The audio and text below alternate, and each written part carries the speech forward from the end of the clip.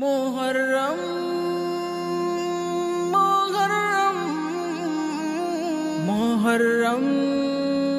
মুহররম হিজরি নববর্ষ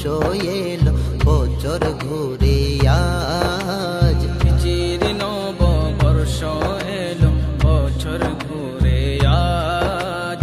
ওই আকাশে উদয় হলো নতুন বাঁকা চাঁদ ওই আকাশে উদয় হলো নতুন বাঁকা চাঁদ